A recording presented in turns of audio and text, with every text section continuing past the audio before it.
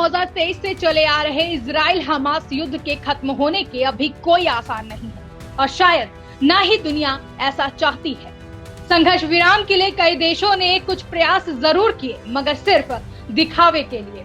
लेकिन अगर शिद्दत से देशों ने कुछ किया तो ये कि इस हालात का राजनीतिक, वैश्विक और व्यावसायिक फायदा उठाया। किसी ने हथियार बेचकर पैसे छापे तो किसी ने गुटबाजी के नाम पर अपनी राजनीतिक रोटी सेकी। इसी कड़ी में फ्रांस के राष्ट्रपति इमैनुअल मैक्रों ने भी एक ऐसा ऐलान कर दिया है जिससे शायद अमेरिका और इजराइल की नींदें उड़ी हुई होंगी। इमैनुअल मैक्रों का ऐलान, फिलिस्तीन को अलग देश का दर्जा देगा फ्रांस।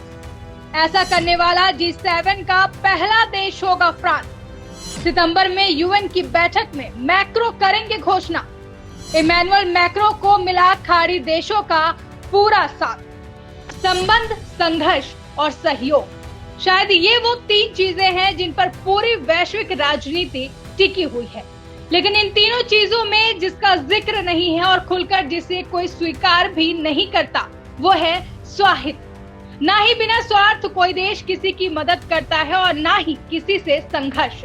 फिलिस्तीन को देश का दर्जा देने वाला फ्रांस G7 का पहला देश बनने जा रहा है। अब तक किसी भी G7 देश ने फिलिस्तीन को देश के रूप में मान्यता नहीं दी है। ऐसे में ये जानना अहम हो जाता है कि ऐसा क्या है जिसकी वजह से मैक्रो G7 देशों की एकजुटता के खिलाफ जाकर ये कदम उठा रहे हैं। मैक्रो के फैसले के पीछे क्या है वजह? अमेरिका के दोहरे मापदंडों से फ्रांस हुआ विवश। फ्रांस का वैश्विक वर्चस्व वापस चाहते हैं मैक्रो। अमेरिका के साए से बाहर फ्रांस की हो पहचान। खाड़ी देशों में व्यवसायिक पैर पसारना उद्देश्य। हाल की बात करें तो अमेरिका के राष्ट्रपति डोनाल्ड ट्रंप और फ्रांस के राष्ट्रपति मैक्रो के बीच कुछ हद तक अप्रत्यक्ष जुबानी तल्खियां देखने को मिली थी। चाहे ट्रंप के अचानक G7 मीटिंग छोड़कर जाने के बाद की बयानबाजी हो या कुछ समय पहले मैक्रो का दिया गया बयान जिसमें उन्होंने कहा था कि फ्रांस और यूरोपीय देश अमेरिका की जागीर नहीं है। वैश्विक स्तर पर देखें तो फ्रांस समेत तमाम यूरोपीय देशों को अमेरिका के पिछलग्गू के रूप में देखा जाता है। पूरे विश्व में ये मान्यता है कि ये सभी देश महज अमेरिका की हाँ में हाँ मिलाते हैं। लेकिन अचानक से फ्रांस ने पिछले कुछ सालों में अमेरिका के खिलाफ कहीं न कहीं बागी सुर इख्तियार किया है। हालांकि ऐसा नहीं है कि अचानक से मैक्रो की गैरत जाग गई और उन्होंने बगावत का सुर छेड़ दिया, बल्कि इसके पीछे भी व्यापार का बड़ा मामला है। कैसे हुआ अमेरिका वर्सेस फ्रांस? 2021 में अमेरिका ने किया फ्रांस का नुकसान। फ्रांस से छीना 66 अरब डॉलर का पनडुब्बी सौदा। अमेरिका, ब्रिटेन ने मिलकर फ्रांस से छीना सौदा।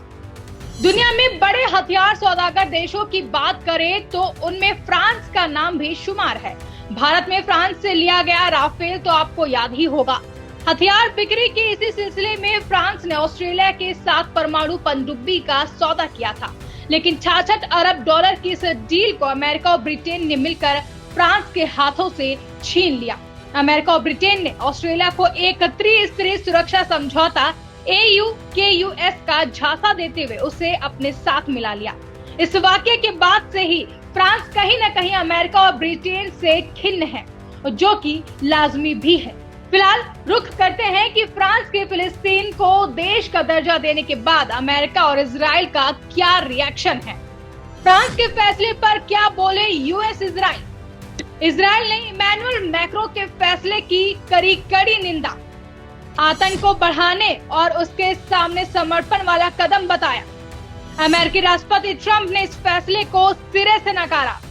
इजराइल की तरफ से तीखी प्रतिक्रिया आना स्वाभाविक था, क्योंकि फिलिस्तीन से मुख्य लड़ाई तो इजराइल की ही है। लेकिन अमेरिका को भी इस फैसले से उतना ही आघात लगा, क्योंकि अगर मीडिया रिपोर्ट्स की माने तो अमेरिका का असली प्लान गाजा को खाली कराकर उसे ट्रंप सिटी नाम की अमेरिकी कॉलोनी बनाने का है, जहां से वो पूरे मध्य एशिया को कंट्रोल कर सके।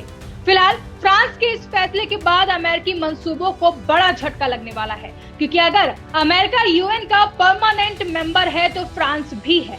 अमेरिका के पास वीटो है तो फ्रांस के पास भी है।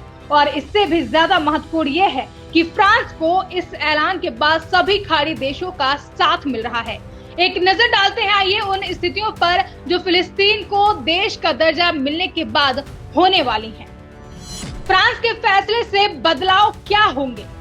फिलिस्तीनी नेतृत्व को अंतर्राष्ट्रीय मंच पर मिलेगी मान्यता, अंतर्राष्ट्रीय संगठनों में सदस्यता की मांग का मिलेगा हौसला, दुनिया को अमेरिका केंद्रित न होने का एक अप्रत्यक्ष संदेश, इजराइल पर 2 राष्ट्र समाधान को मनाने का बढ़ेगा दबाव। फिलिस्तीन को अब तक 147 देशों की मान्यता मिल चुकी है, जिसमें भारत भी शामिल है। भारत ने 1988 में फिलिस्तीन को देश की मान्यता दी थी और तभी से भारत 2 राष्ट्र समाधान का पक्षधर रहा है। इससे भी ज्यादा चौंकाने वाली बात यह है कि 7 अक्टूबर 2023 को हमास के इजराइल पर हमले से पहले इजराइल भी फिलिस्तीन को अलग देश मानता था, लेकिन उस हमले के बाद इजराइल ने फिलिस्तीन को जड़ से मिटा देने का बीड़ा उठा लिया। इजराइल और फिलिस्तीन 2 अलग देश हैं और इजराइल समेत दुनिया के सभी देश इसे सर्वसम्मति से स्वीकार कर फिलिस्तीनियों को शांति से रहने दें। तो आइए अब जान लेते हैं कि आखिर क्या है 2 राष्ट्र समाधान। आपको बता दें कि इजराइल और फिलिस्तीन 2 अलग देश हैं और इजराइल समेत दुनिया के सभी देश इसे सर्वसम्मति से स्वीकार कर फिलिस्तीनियों को शांति से रहने दें। अगर केवल फिलिस्तीन की बात करें तो फिलिस्तीन 2 हिस्सों में बटा है, वेस्ट बैंक और गाजा। वेस्ट बैंक में फतह संगठन के सदस्य महमूद अब्बास के नेतृत्व वाली फिलिस्तीनी अथॉरिटी का शासन है, जबकि गाजा में हमास का। हमास ही वो हिस्सा है जिसने इजराइल पर हमला किया था, जिसकी वजह से वो अब खात्मे की कगार पर है। अब सवाल ये भी दिलचस्प है कि इमैनुअल मैक्रो किस हिस्से को मान्यता देने की बात कर रहे हैं। मैक्रो वेस्ट बैंक को आधिकारिक फिलिस्तीन की मान्यता देने की बात कर रहे हैं। वेस्ट बैंक में फतह संगठन के सदस्य महमूद अब्बास के नेतृत्व वाली फिलिस्तीनी अथॉरिटी का शासन। फतह एक राजनीतिक दल और एक फिलिस्तीनी राष्ट्रवादी आंदोलन है।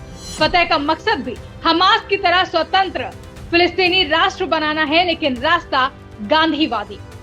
फ्रांस ने फिलिस्तीन को देश का दर्जा देने का ऐलान तो कर दिया है, लेकिन क्या फ्रांस के इस कदम से G7 अब G6 ही रह जाएगा? क्योंकि G7 से पहले G8 हुआ करता था, लेकिन 2014 में जब रूस ने यूक्रेन के क्रीमिया पर कब्जा कर लिया था तो अमेरिका ने रूस को G8 से बाहर कर दिया था। ऐसे में अटकलें ये भी है कि क्या अमेरिका के खिलाफ बगावत का सिला फ्रांस को भी मिलने वाला है? क्या G7, NATO, EU यहाँ तक कि UN में भी फ्रांस का अस्तित्व प्रभावित होने वाला है? फ्रांस को मिलेगी बगावत की सजा। रूस की तरह फ्रांस को G7 से बाहर करेगा अमेरिका। G7 समेत NATO जैसे संगठनों से भी कटेगा फ्रांस का पत्ता। अमेरिका प्रभावित देश फ्रांस के व्यापार पर डालेंगे असर। अन्य देशों की तरह फ्रांस पर भी सैंक्शन लाएगा अमेरिका।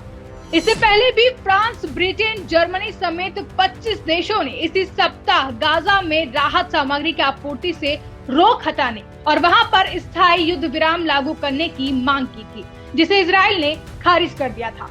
फिलहाल अब कहा यह भी जा रहा है कि मैक्रो ब्रिटेन और जर्मनी से भी फिलिस्तीन को देश का दर्जा देने के बारे में बात करने वाले हैं और अगर फ्रांस के साथ अन्य देश भी फिलिस्तीन को देश का दर्जा देने के लिए तैयार हो जाते हैं तो ये देखना दिलचस्प होगा कि यूरोपीय देशों का अमेरिका के साथ संबंधों और G7, NATO जैसे संगठनों का भविष्य क्या होगा।